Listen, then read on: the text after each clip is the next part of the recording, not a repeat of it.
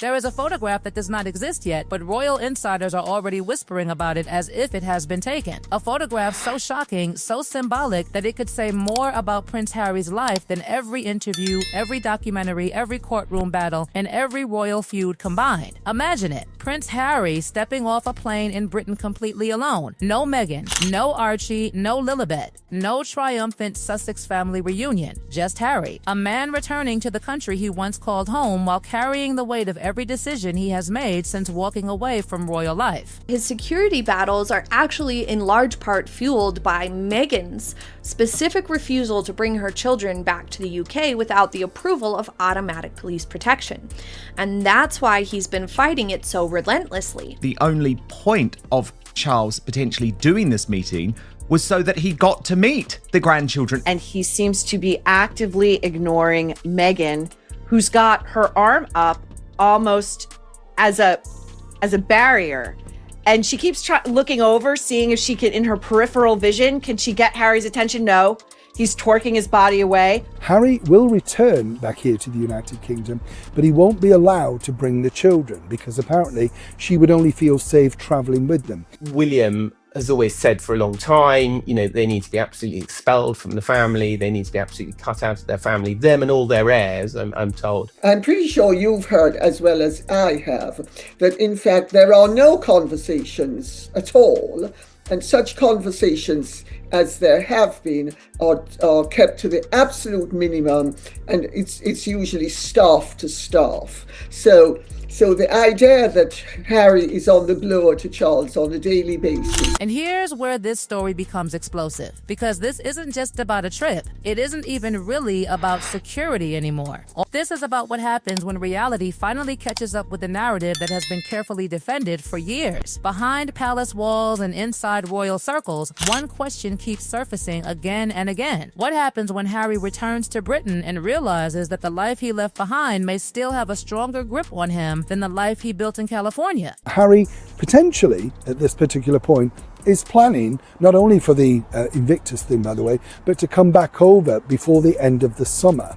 He wants to connect back, particularly with his father. Harry is now going to be coming alone. Why do we know this? From an excellent source, simply because of this. The timing couldn't be worse. After 5 long years of legal warfare, millions reportedly spent, endless headlines, public statements, courtroom appearances, and emotional arguments, Harry lost the battle he seemed convinced he would eventually win. The appeal for automatic police protection in Britain is over. Finished, dead, no more appeals. No more legal doors left to open. And the detail that has royal watchers raising their eyebrows? Harry wasn't even there when the final verdict landed. Think about that. After years of fighting, years of insisting this issue was critical, years of making security the center of his argument, the final blow arrived while he was thousands of miles away in California. The court was unmoved. The judges weren't interested in feelings, frustration, or personal grievances. Their message was brutal in its simplicity. Being upset doesn't make you right. That line echoed through royal commentary circles like thunder. But while the public focused on the courtroom defeat, something much bigger was quietly unfolding behind the scenes. Because according to reports, Harry is now preparing to travel to Britain this summer for Invictus events in Birmingham. A trip that should have been straightforward has suddenly become the center of an entirely different controversy. Meghan reportedly isn't going, and if insiders are correct, neither are the children. That single detail changed everything, because suddenly this isn't a Sussex family visit. It's not a carefully managed royal appearance. It's not a reconciliation tour. It's Harry alone. Sources and commentators began asking the same uncomfortable question almost immediately. When was the last time Harry returned to Britain without Meghan standing beside him, without Archie and Lilibet accompanying him, without the family image that has become central to the Sussex story? The answer isn't clear, and that's exactly why people are paying attention.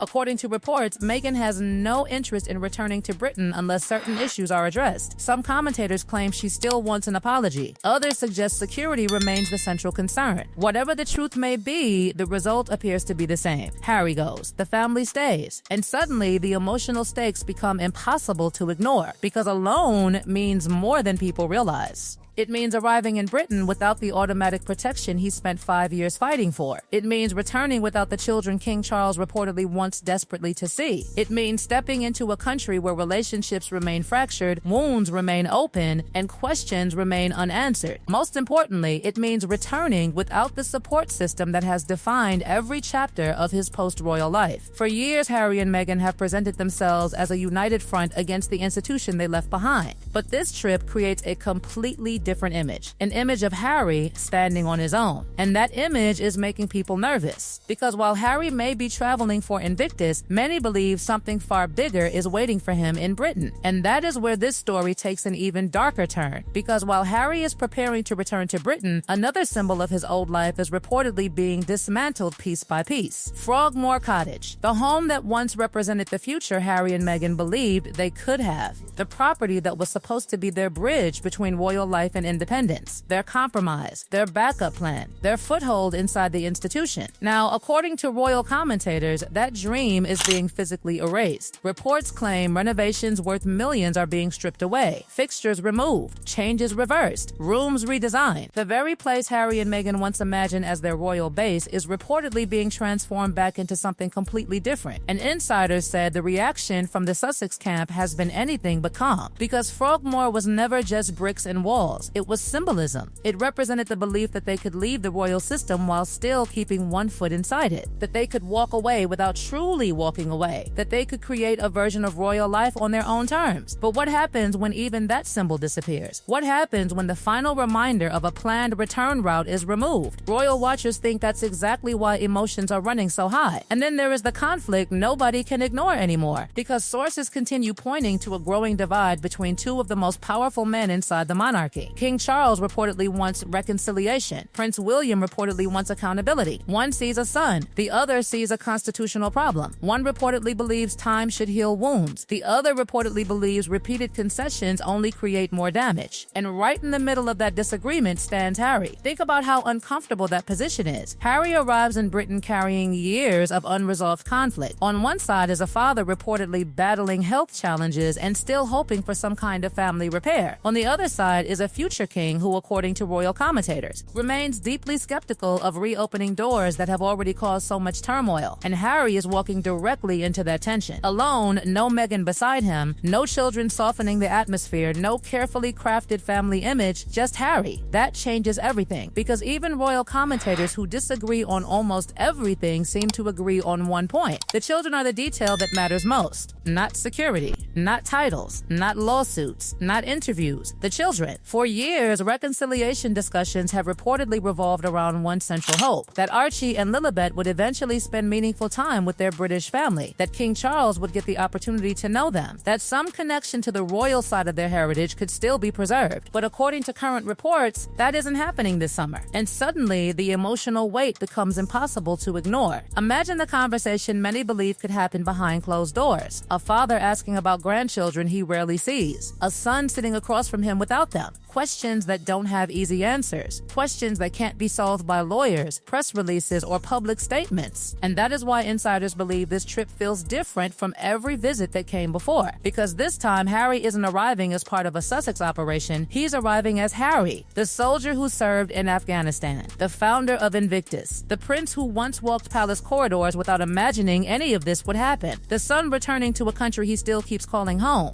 That word keeps appearing. Home. Again and again. Despite California. Despite Montecito. Despite Netflix. Despite everything. Harry continues describing Britain as home. And that single word has royal watchers paying attention. Because words matter. Especially repeated words. Especially emotional words. And especially when they keep appearing after 6 years of distance. Nobody is claiming Harry is moving back. Nobody is predicting dramatic announcements. Nobody is saying a royal reunion is around the corner. What they are saying is something much more intriguing. They're saying this trip feels different. Different because the security battle is over. Different because Meghan isn't reportedly attending. Different because the children are reportedly staying behind. Different because Harry will be standing in Britain without the life he built in California physically surrounding him. And that brings us back to that photograph. The photograph nobody has taken yet. Prince Harry walking through a British airport alone. No wife, no children, no victory, no courtroom battle left to fight. Just a man returning to the place he still calls home while carrying questions nobody around him seems willing to answer. Questions about family, questions about belonging, questions about what was lost, questions about whether some doors are truly closed forever. And as Harry reportedly prepares for Birmingham, royal insiders keep circling the same mystery. Not whether he will arrive,